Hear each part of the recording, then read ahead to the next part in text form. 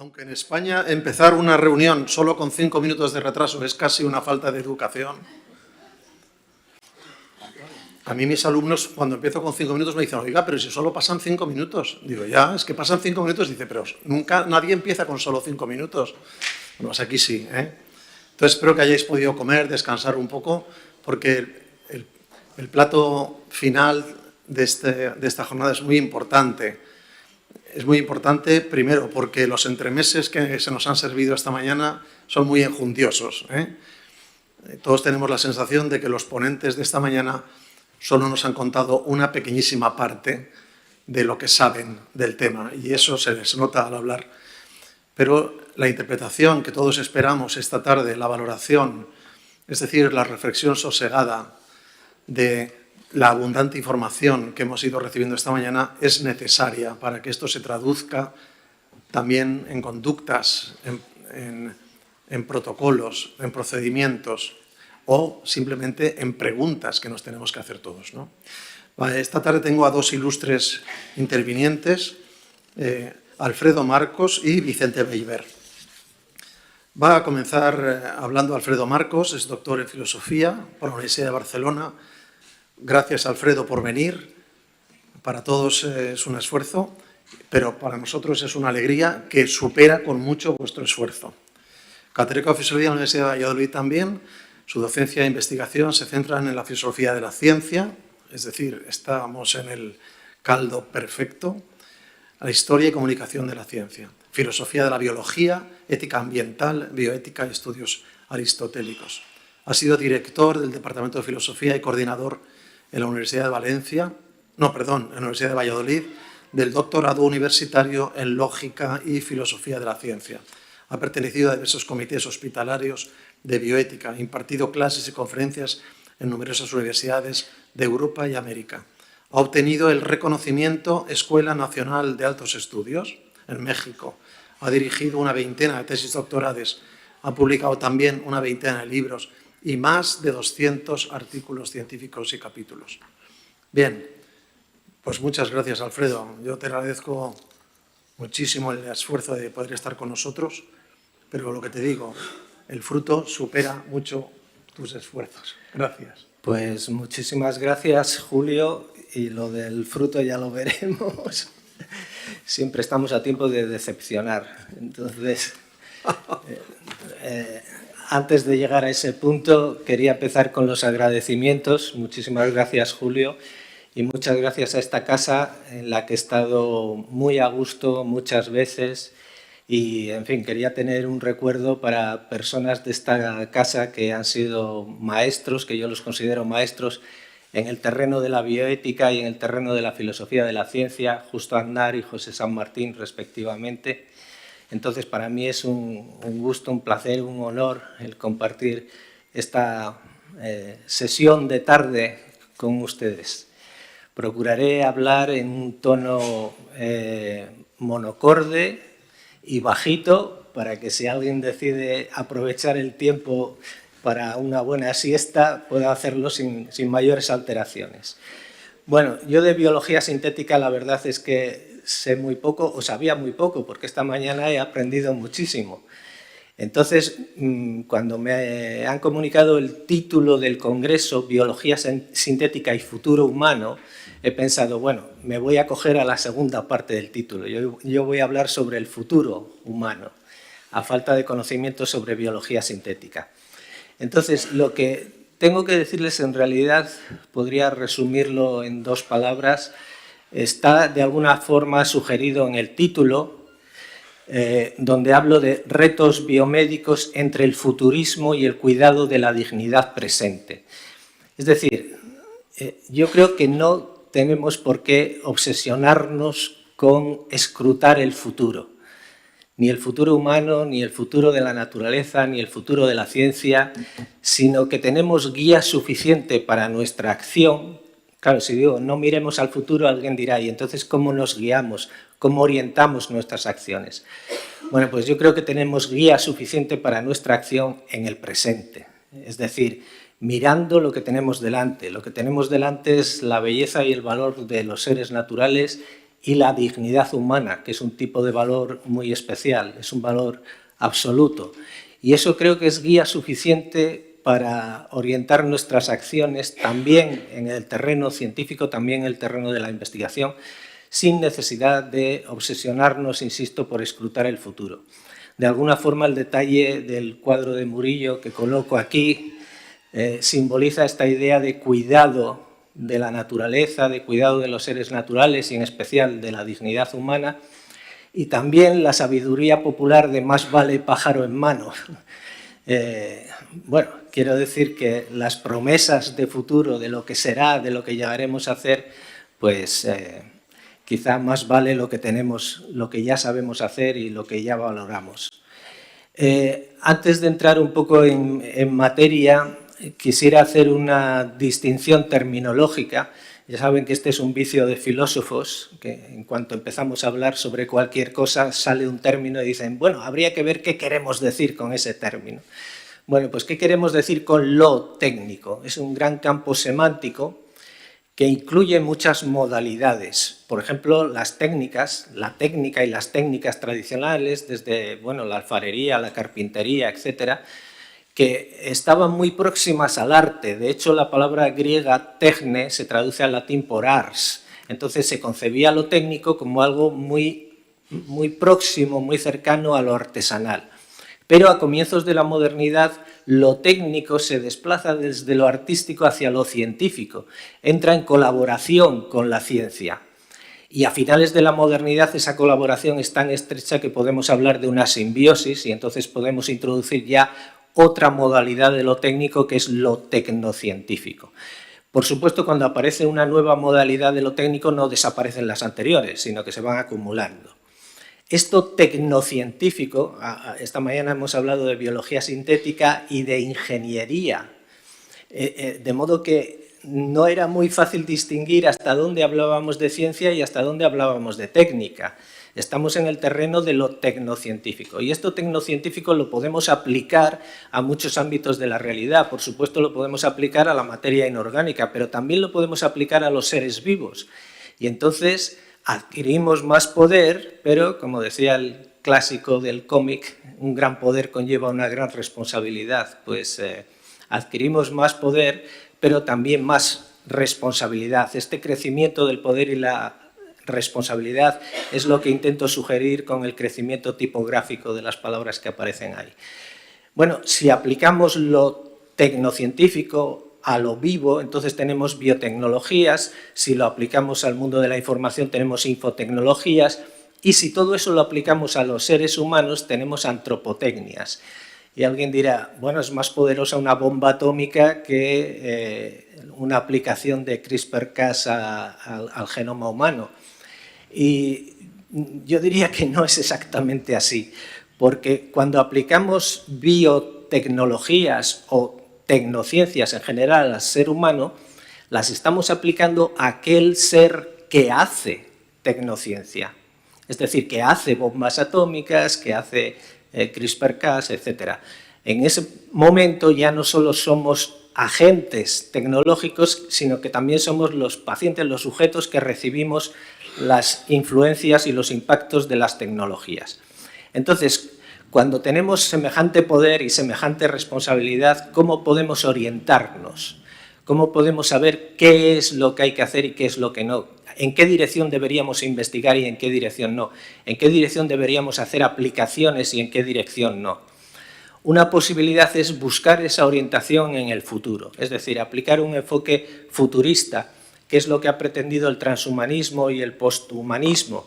De hecho, uno de los centros neurálgicos del transhumanismo se llamaba el Future of Humanity Institute, el Instituto para el Futuro de la Humanidad. Aquí no debieron ser muy visionarios los creadores de este instituto porque cerró en 2024. Estuvo en la Universidad de Oxford activo durante un tiempo, pero después cerró. Y el cuadro que pongo abajo de Hopper pues un poco indica esta idea de que tenemos que ponernos a mirar el lejano futuro y eso es lo que nos orientará. Como dicen en el mundo de las empresas, la visión se convierte en misión. Es decir, hay una especie de vanguardia de la humanidad que es capaz de ver hacia dónde vamos, en qué se van a transformar los humanos, y esa visión de una élite de la humanidad se convierte en misión para todos los demás, claro, no solo para ellos.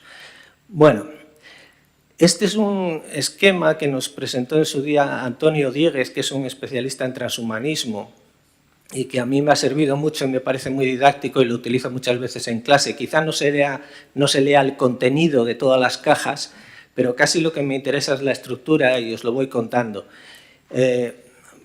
Por la izquierda empieza la caja de arriba hablando de la extensión y ubicuidad de la inteligencia artificial.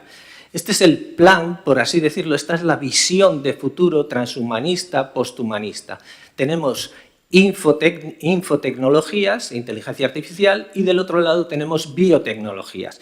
Entonces, con las infotecnologías vamos construyendo una inteligencia mecánica cada vez mayor, etc.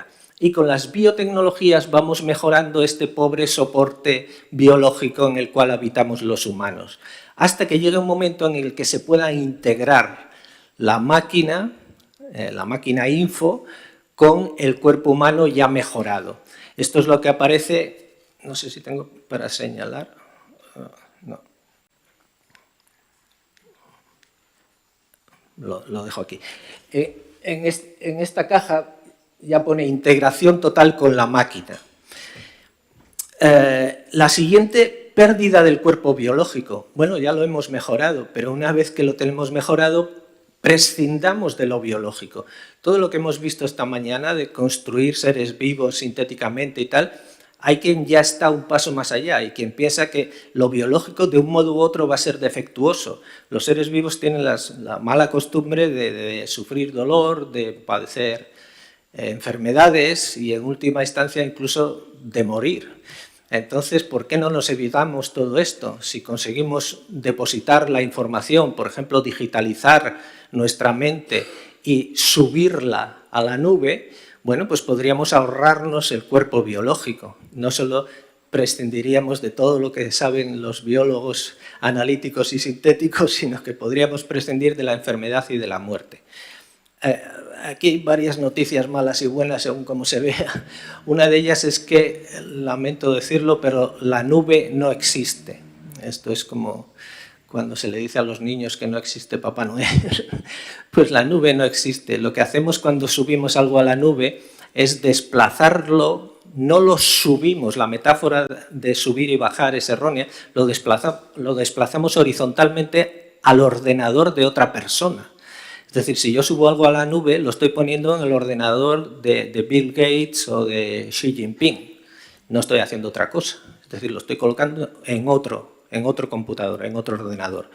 Entonces, no está muy claro que nosotros podamos subir nuestra mente a la nube.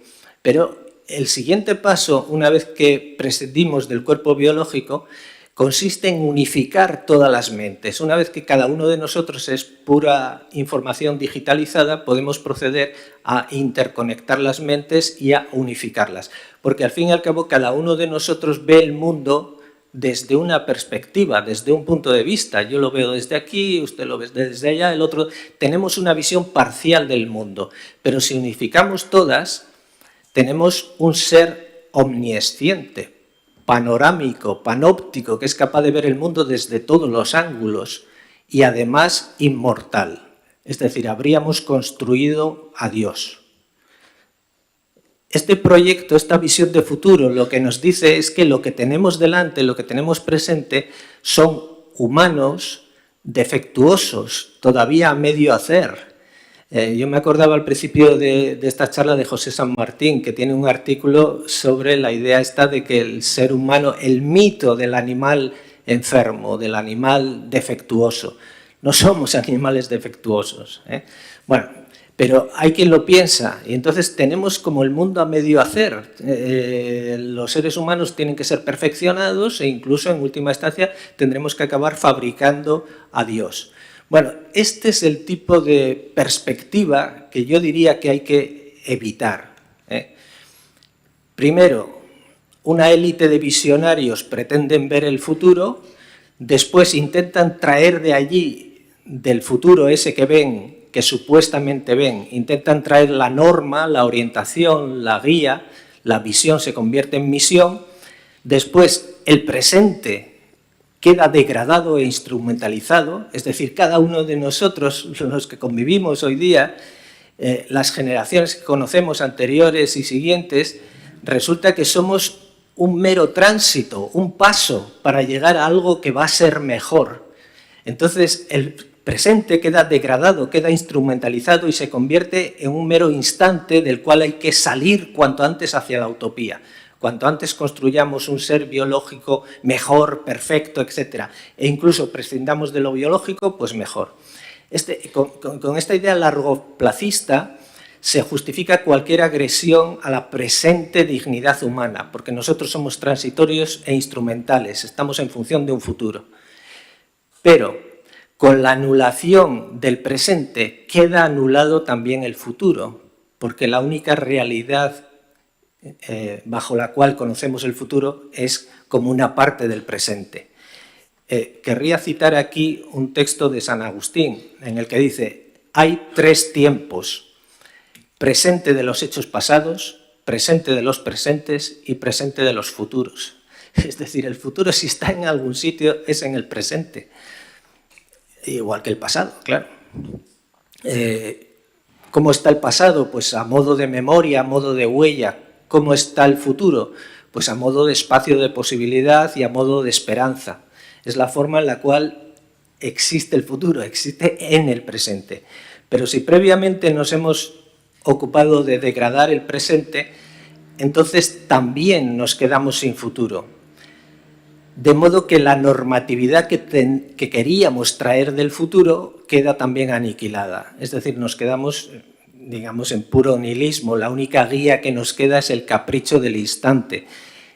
Y, queridos todos, así hemos contado el paso de la modernidad a la posmodernidad. Bueno, sigamos adelante. Por lo tanto, estamos intentando evitar una especie de temporalidad sin presente. Esta es una expresión que tomo de Hans Jonas, que está en un libro sobre filosofía de la biología, en un libro en el que hace metafísica de la biología. El libro se titula El principio vida y en ese libro dedica unas páginas a la idea de temporalidad sin presente.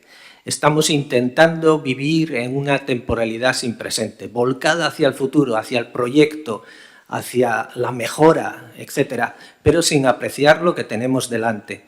Estas son las bases filosóficas que le permiten a Hans Jonas decir que estamos intentando, no se puede hacer, pero estamos intentando vivir en una temporalidad sin presente.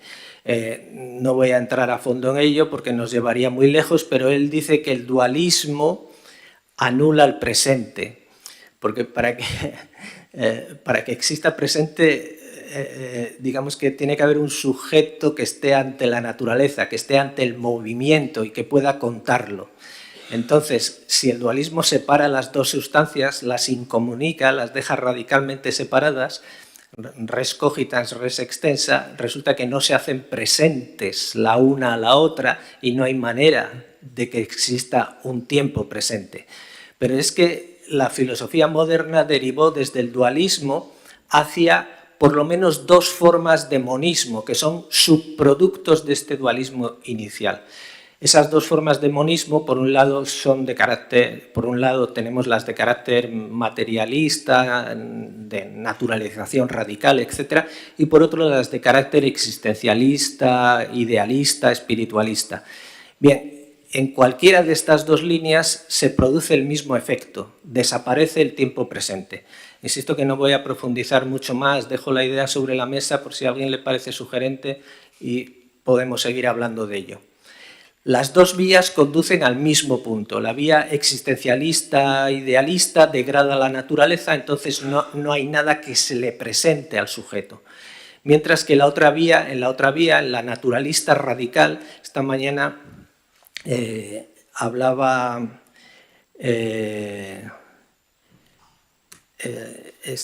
Andrés, de la naturalización, del paso de primero naturalización, después darwinización. Bueno, si esa naturalización es suficientemente radical como para negar la subjetividad, entonces desaparece el presente, porque la naturaleza no se puede hacer presente ante nadie. Bien, dejo la pregunta sobre la mesa. Digamos que la línea existencialista queda sugerida por el cuadro de Munch y la otra por las coordenadas cartesianas y nada más. Podríamos interpretar, esta es la pregunta que dejo, ¿podríamos interpretar la técnica moderna como una coalición entre la voluntad de poder, es decir, cuando desaparece la naturaleza, desaparece también la naturaleza humana, es decir, cada uno de nosotros pasa a ser puro proyecto, pura voluntad? Entonces, podríamos interpretar la técnica moderna como una coalición entre la voluntad de poder y la predicción-control que esperamos de la ciencia y de la técnica. Es decir, por un lado, cada uno de nosotros queda completamente naturalizado. Bien, por otro lado, la naturaleza desaparece, entonces en el momento en que desaparece la naturaleza, desaparece la propia naturaleza humana y cada persona en la línea existencialista se convierte en puro proyecto, en pura voluntad de ser algo. Nadie es ya nada, sino que sueña con ser, proyecta ser, tiene la voluntad de ser.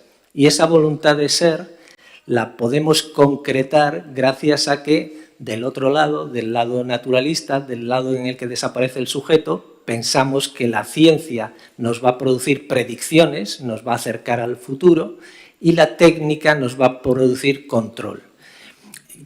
Yo creo por diversos motivos que esta componenda falla por muchas razones.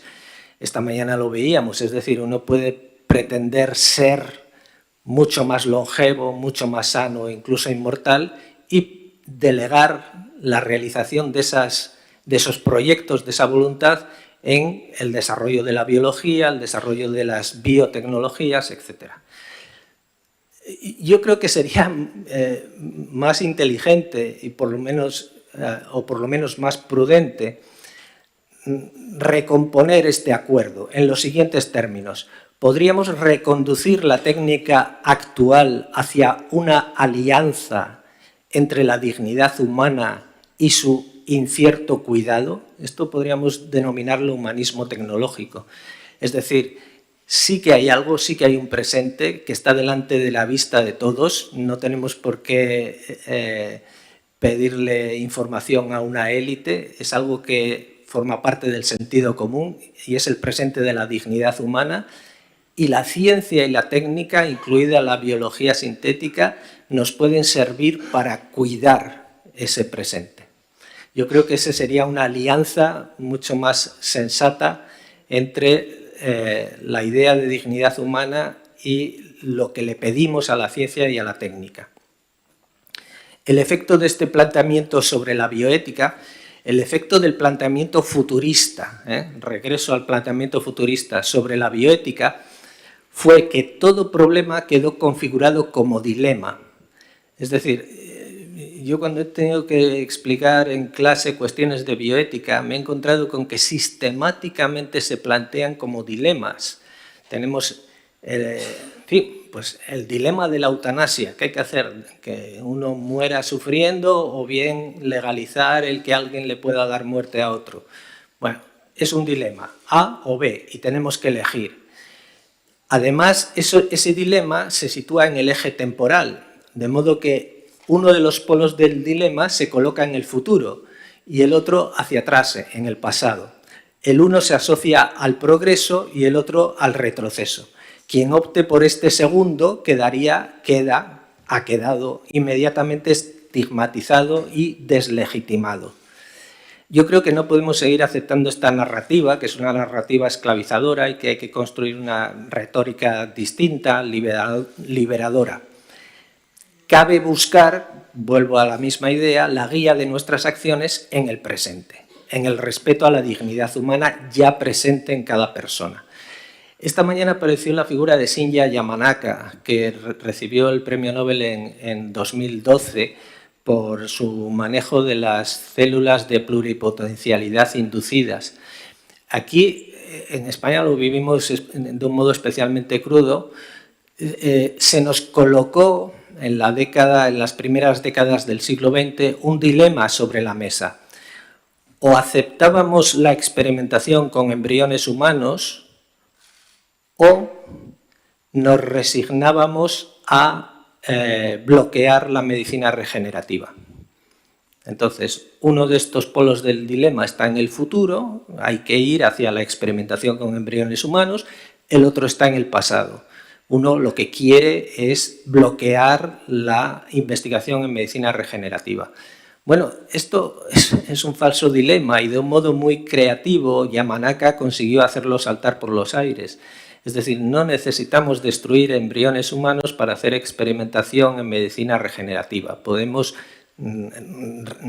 retrotraer el estado en el cual están las células para que sean más potentes, para que sean pluripotentes, etc. Podemos hacer pluripotencialidad inducida. Es decir, la resistencia a este dilema, y además en el caso de Yamanaka claramente fue así, es una persona con principios bioéticos muy profundos y arraigados, se resiste a aceptar este dilema, este dilema futurista, digamos, alguien ve que tenemos que tender hacia ahí. En España, en cierto momento, incluso un ministro decía, no, es que hay que hacer investigación con embriones humanos y tal, o nos quedaremos sin medicina regenerativa. Bueno, Yamanaka consigue romper este dilema. Bien, por lo tanto, se trata de ordenar nuestras acciones según el respeto a la dignidad humana que está ya presente en cada persona y al valor de los seres. No sé cómo voy de tiempo.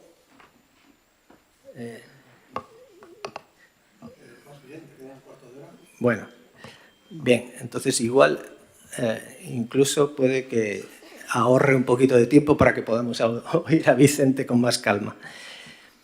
En resumen, voy ya concluyendo. No precisamos excursiones a la utopía con sus inevitables consecuencias de autodesprecio, de instrumentalización, ni pesadillas distópicas desde las cuales traer nuevos miedos e imposiciones autoritarias. No precisamos estas excursiones al futuro, ni bajo la forma de utopía ni bajo la forma de distopía. No tenemos por qué ponernos en manos de una élite de visionarios cuando la brújula está a la vista de todos. Es decir, este planteamiento, digámoslo así, antifuturista, es al mismo tiempo un planteamiento antielitista. Está a la vista de todos, a la mano del sentido común, en la dignidad ya presente en cada una de las personas. Recuérdese, y aquí estoy citando la Declaración Universal de los Derechos Humanos, que dice: considerando que la libertad, la justicia y la paz en el mundo tienen por base el reconocimiento de la dignidad intrínseca, este es el término, y de los derechos iguales e inalienables de todos los miembros de la familia humana, y así sucesivamente. Así comienza la Declaración Universal de los Derechos Humanos. Y esa es una buena guía para que actuemos los humanos. Es incluso una buena guía para hacer ciencia, es una buena guía para hacer tecnología. Y se fija no en lo que vamos a ser dentro de 500 o de 20 años, sino en la dignidad humana intrínseca que ya está presente en todos los miembros de la familia humana. Bien. En resumen, el sentido y la norma no vienen del futuro, no han de venir del futuro, hay que buscarlos en el valor del ser, en presente, y en especial en la dignidad humana. Cada persona posee un valor absoluto que llamamos dignidad, y ese valor está ya presente en cada una de las personas actuales, desde la concepción hasta la muerte. Cito aquí a Robert Spearman, que concreta este punto de manera magistral. Dice: la dignidad se encuentra al principio, desde que un ser humano viene al mundo. No es algo aún por producir. Es decir, no tenemos que esperar a que la biología sintética o cualquier tipo de ciencia nos mejore, etc., sino que la dignidad humana ya está en el mundo. No es algo aún por producir, sino algo que respetar y cuidar. Y en esa tarea de respetarlo y cuidarlo estamos embarcados todos. Por supuesto, los que hacemos filosofía, los que hacen derecho, los que hacen ciencia y así sucesivamente. Bien, hasta aquí lo que quería decir. Dado que todavía tengo algo de tiempo, voy a a precisar una idea que quizá quedó ligeramente borrosa. Y es la siguiente, la de la predicción y control. Alguien puede preguntarse, ¿y por qué no podemos pedirle a la ciencia que prediga? ¿Y por qué no podemos pedirle a la técnica que controle? Si la ciencia predice y la técnica controla, entonces ya sabemos lo que tenemos que hacer. Bueno, no podemos pedírselo porque estructuralmente la ciencia no predice. Es decir, los científicos no hablan en tiempo futuro, sino que hablan en modo condicional. Lo que genera la ciencia son teorías o modelos que se cumplirían si se diesen ciertas condiciones de contorno que, por otra parte, no están garantizadas y están fuera del modelo. Bueno, hace poco estaba leyendo en una de mis clases el principio de inercia de Descartes, que dice que todo cuerpo tiende a seguir en línea recta, en movimiento rectilíneo y uniforme. Si se moviese en el vacío, cosa que Descartes niega, dice la naturaleza no admite el vacío. Bien, entonces lo que está haciendo es un modelo ideal que cubre, que digamos se proyecta sobre una parte, sobre un aspecto de la naturaleza y que nos da cierta iluminación respecto de ese aspecto, pero que no hace predicciones. Lo que hace son, lo que elabora la ciencia son modelos condicionales, que dadas ciertas características que yo dejo fuera del modelo, se cumplirían. Eso por un lado. Y por otro lado, la técnica pensábamos que nos iba a proporcionar un control de todos los procesos y efectivamente nos aporta mucho control, pero ese control nunca es perfecto y no es perfecto por razones similares, digamos, porque estamos jugando con modelos y lo concreto es siempre mucho más complejo que los modelos. Entonces, aunque la ciencia nos ilumine acerca de lo que sucedería y aunque la técnica, la tecnología nos ayude a controlar, necesariamente tenemos que seguir orientándonos por características propias del humano, como por ejemplo la frónesis, la prudencia, para saber hasta qué punto uno tiene que desarrollar determinados elementos científicos o no. Bueno, eso era lo que quería ampliar y por mi parte creo que esto es lo más importante. Lo único que me queda es darle las gracias por la paciencia y la escucha y más a estas horas de la tarde. Muchas gracias.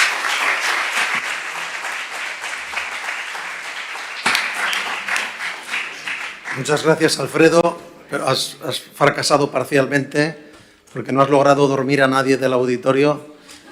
Tendremos que ensayarlo en próximas ediciones. Muchas gracias por tu exposición. A continuación, para cerrar ya nuestra jornada, tiene la palabra mi querido amigo Vicente Beiber, que aunque lo veáis aquí como ponente, es un poder en la sombra, es decir, Vicente nos ayuda muchísimo en la preparación de los congresos porque conoce a gente buena y nos ayuda a formar estos planteles científicos que siempre nos encantan, ¿no?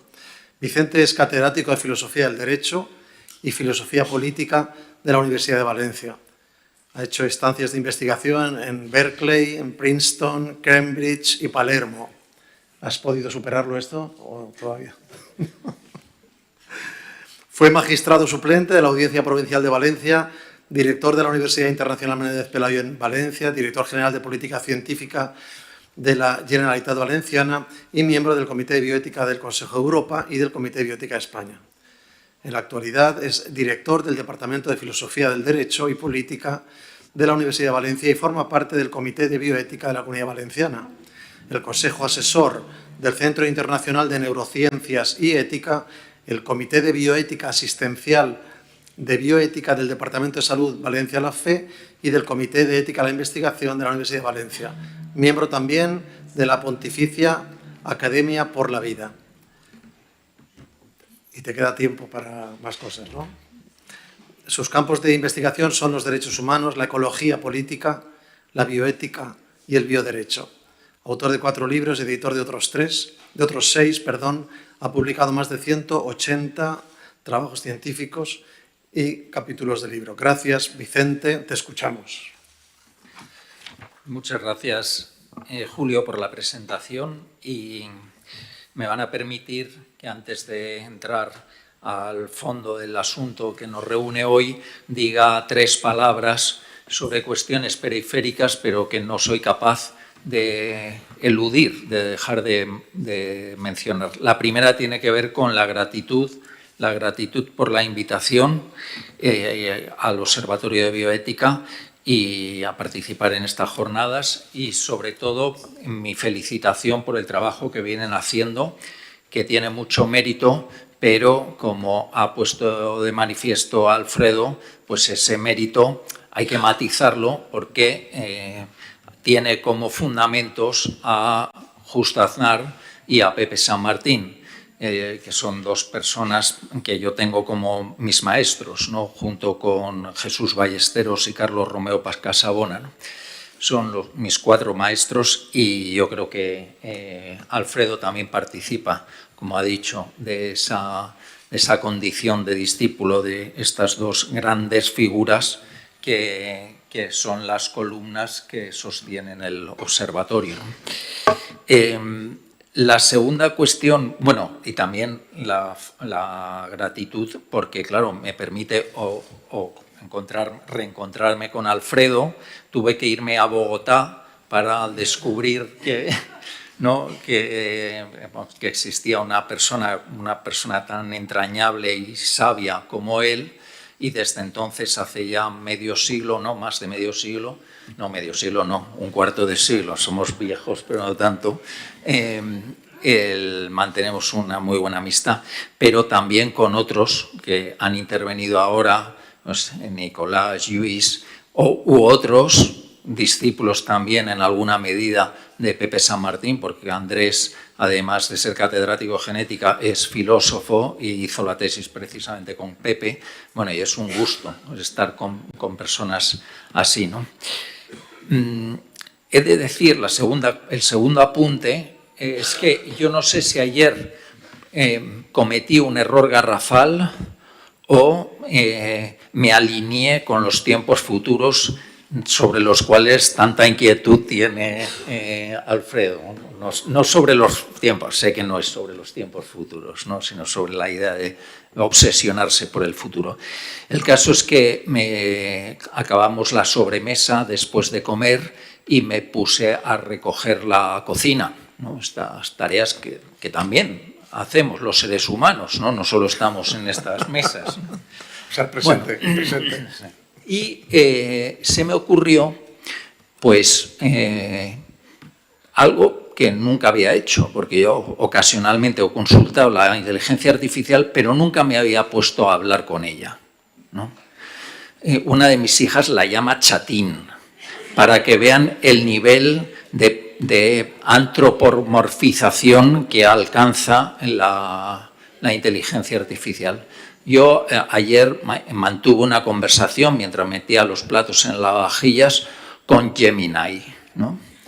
Y les puedo decir que fue una delicia absoluta, porque a medida que yo iba planteándole cuestiones y bueno, primero solicitándole información, luego planteándole cuestiones, luego ella a su vez me hacía preguntas, ¿no?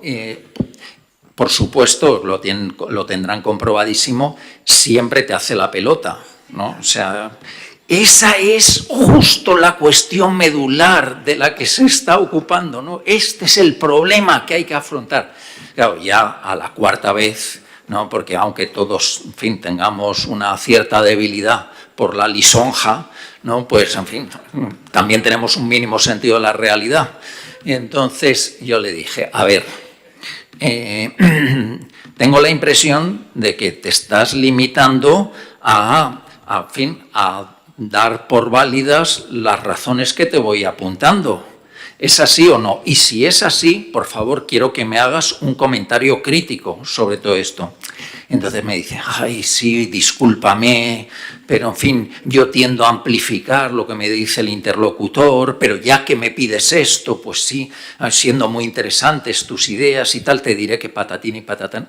Bueno, mi tentación, porque eso todavía no lo sé hacer, pues era grabar esa conversación y traerla aquí, ¿no? Porque probablemente es más interesante lo que estoy diciendo ahora mismo y me ahorraba el trabajo de dar la conferencia, ¿no? Bueno, lo dejo ahí porque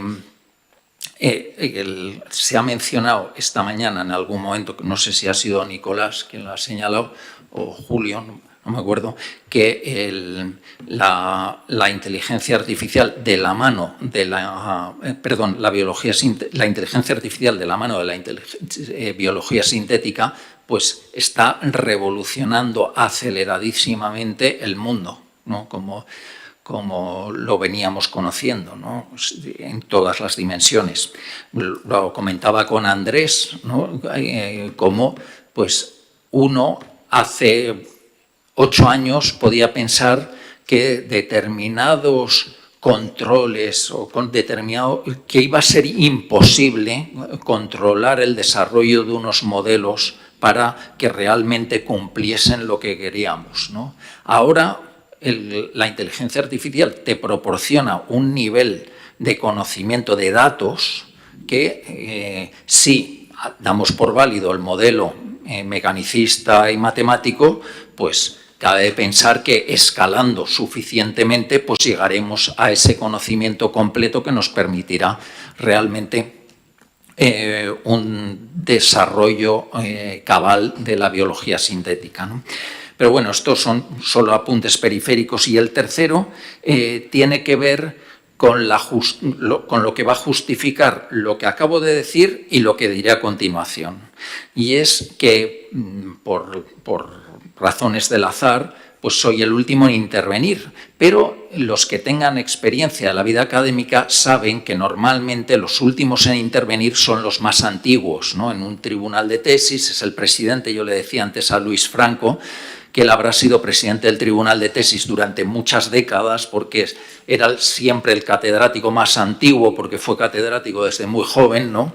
Entonces yo le decía, seguro que tú no caíste en la tentación de, llegado tu turno de intervención, decir, bueno, ya se ha dicho todo lo importante, no voy a repetirme y en consecuencia solo me queda reiterar los agradecimientos por la invitación y la felicitación al director de la tesis y a su autor y punto.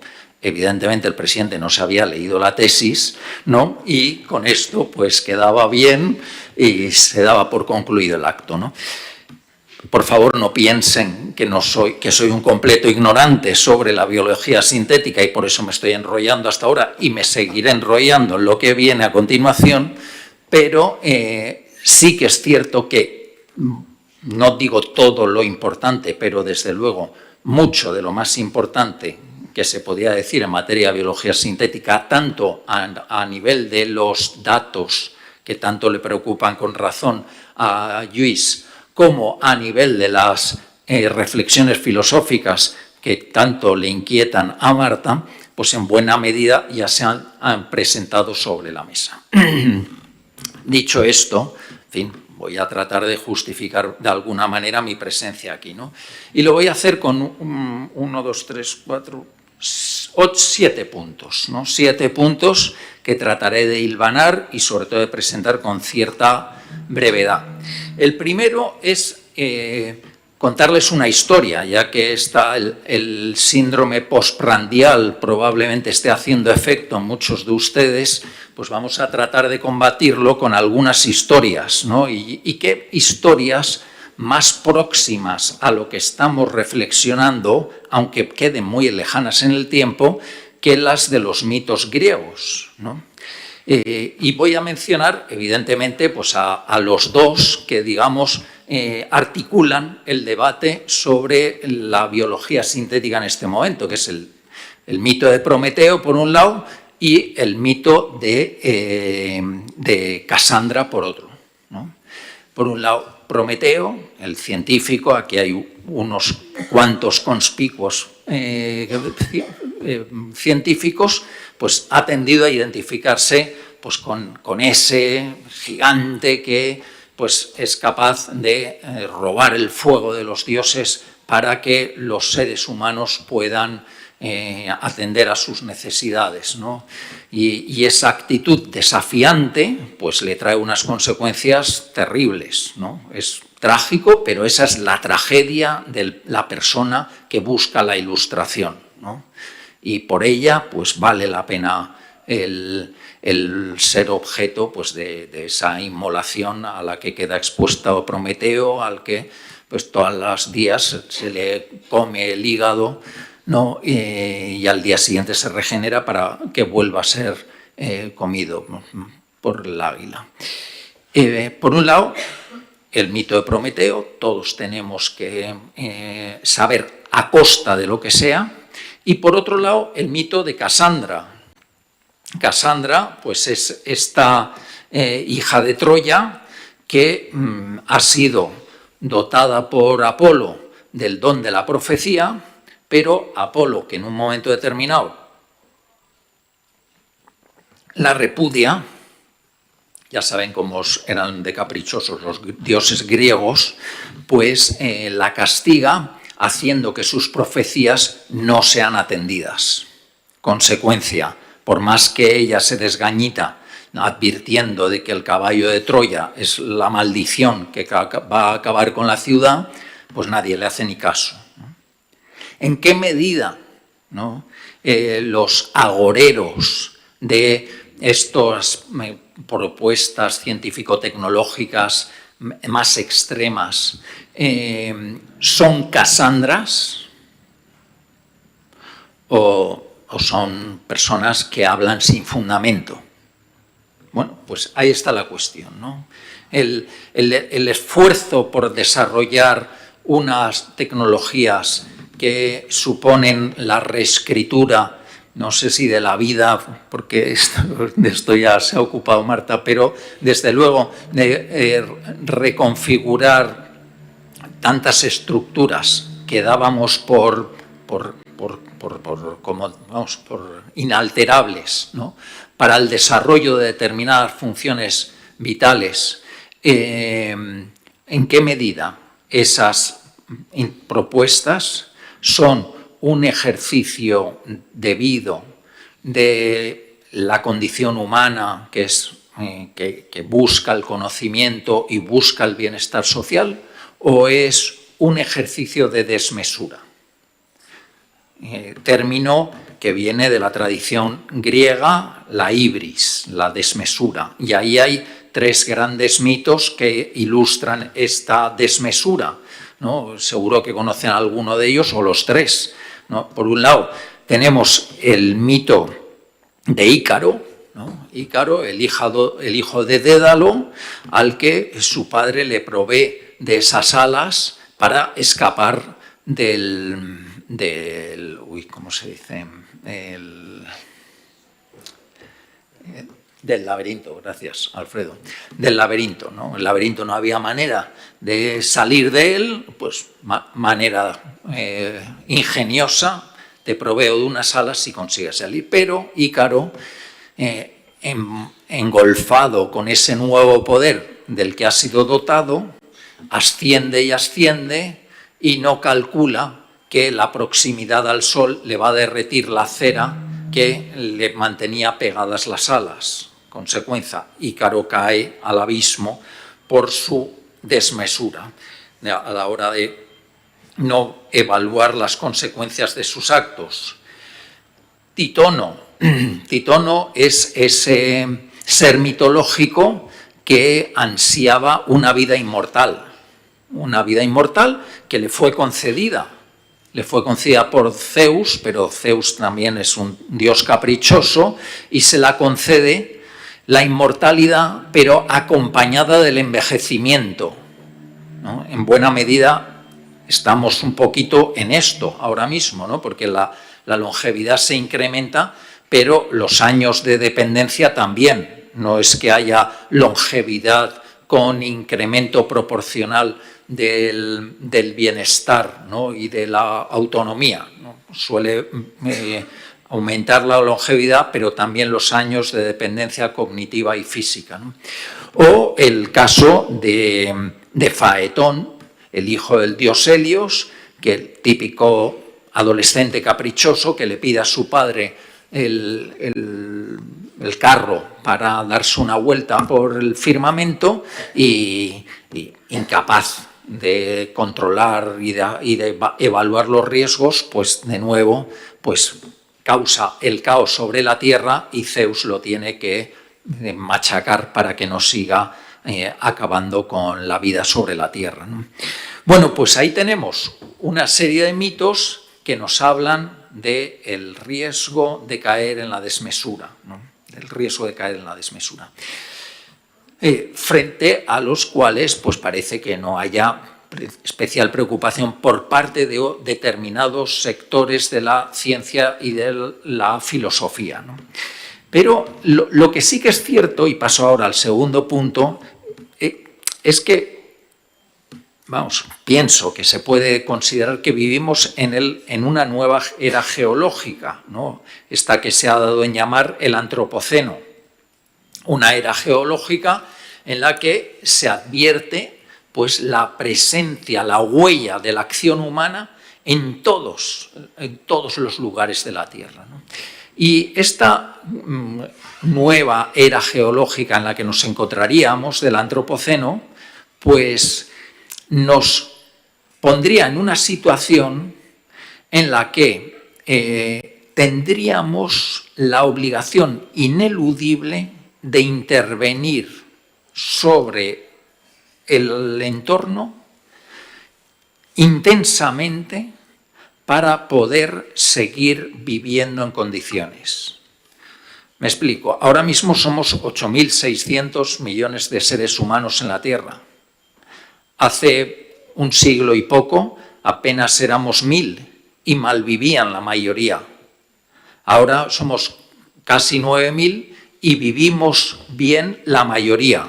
Es cierto que hay casi 1.000 millones de seres humanos que pasan hambre y eso es una barbaridad, pudiendo evitarlo como ahora podemos evitarlo. Pero tampoco hay que perder de vista que hay más de 7.000 que atienden sus necesidades alimentarias de una manera por lo menos básica, ¿no? En el mundo actual.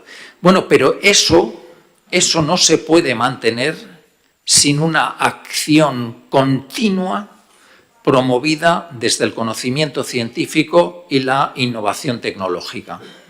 Sencillamente, el futuro de la naturaleza, que ya no es tal porque está totalmente intervenida por el ser humano, está condicionado a la acción humana.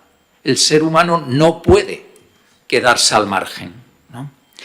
Y en ese sentido, pues uno puede pensar que tecnologías pues, completamente disruptivas como la inteligencia artificial y la biología sintética, pues son tecnologías necesarias para afrontar los desafíos que tenemos ahora. Les pongo dos ejemplos. Yo reconozco que todo lo que estoy diciendo es muy aventurado, superficial y consecuentemente susceptible de fácil cuestionamiento, ¿no? Pero lo pongo sobre la mesa para por lo menos lo podamos discutir, ¿no?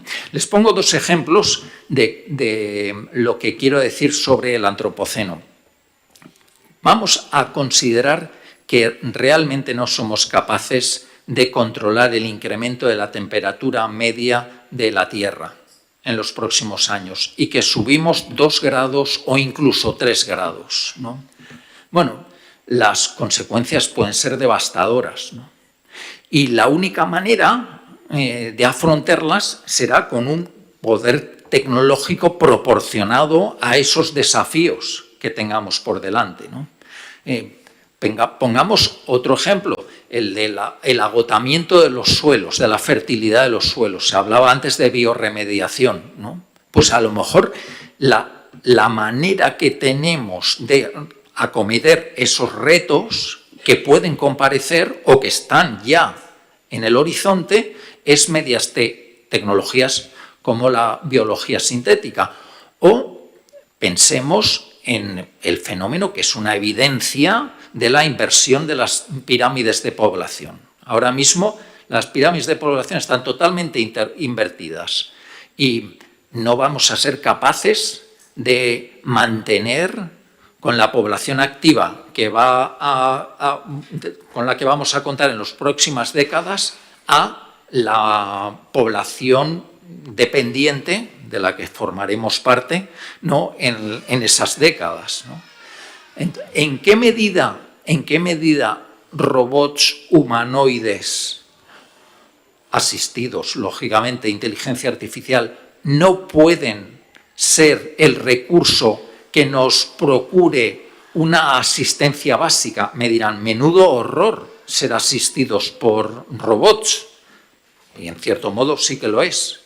Pero, por un lado, hay muchas tareas mecánicas que podrían llevarse a cabo incluso de manera más precisa, y por otro lado, entre no tener nada, porque, bueno, salvo el recurso de la eutanasia, ¿no?, y tener esta opción, pues algo sería, ¿no? Bueno, todo esto lo vengo a decir porque en el antropoceno tenemos el deber de tomar posición, el deber de cuidar y efectivamente el deber de no dañar y de no asumir riesgos desproporcionados. Y en ese sentido, creo que no es lo mismo actuar en el campo de la salud que en el campo del medio ambiente. En contra de lo que podría pensarse, en el campo de la salud, en la medida en que actúas sobre un ser humano individual y adulto, se dan dos circunstancias. Primero, que esa intervención solo queda en esa persona. Segundo, que esa persona, si es adulto, puede dar su consentimiento libre e informado. Y tercero, que determinadas intervenciones pudieran llevarse a cabo cuando no exista ninguna terapia que tenga la capacidad de producir un beneficio cierto, ¿no? Por el contrario, en el caso del medio ambiente, nos encontramos que, claro, diseminar un agente pues, sintetizado en el laboratorio puede interactuar con el ambiente de unas maneras inesperadas, por más que se pongan cerrojos genéticos o correas para tratar de controlarlo, y en consecuencia pues habría que tener muchísima más seguridad de que esas intervenciones no vayan a tener consecuencias irreversibles a largo plazo y de carácter masivo, ¿no?, y de carácter extenso, muy extenso, ¿no? Bueno,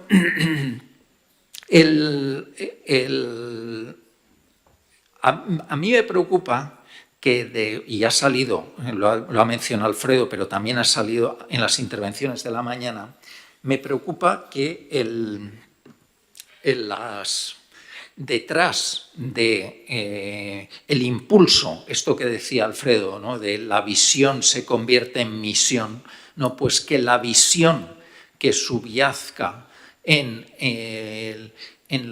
los empeños de desarrollo tecnológico en el campo de la biología sintética estén inspirados por una visión de la naturaleza y de la vida de carácter gnóstico, ¿no? El gnosticismo es una corriente filosófica de pensamiento de profundas raíces, la encontramos ya en la Grecia antigua, y que viene a considerar pues, que la naturaleza, como él también lo ha dicho citando a Pepe San Martín, la naturaleza es, y nuestra propia naturaleza, pues es un artefacto defectuoso. Un artefacto defectuoso en el que estamos apresados por causa pues, de un Dios malévolo pues, que nos ha sometido a ese engaño, ¿no? Solo unos pocos pues, tienen, mediante la gnosis, mediante el conocimiento, la capacidad de tener esa iluminación que les haga ver que vivimos atenazados por esta opresiva naturaleza defectuosa y están en consecuencia en condiciones de liberarnos de ella, ¿no? Este sería el reto también lo menciona Alfredo, de las propuestas posthumanistas que entienden pues, que de lo que hay que es de acabar con la naturaleza y con nuestra propia condición biológica, que en el fondo no sería más que un algoritmo bastante defectuoso, ¿no? Acabar con esa condición y alumbrar algo nuevo, ¿no? Algo nuevo y en consecuencia mejor, ¿no?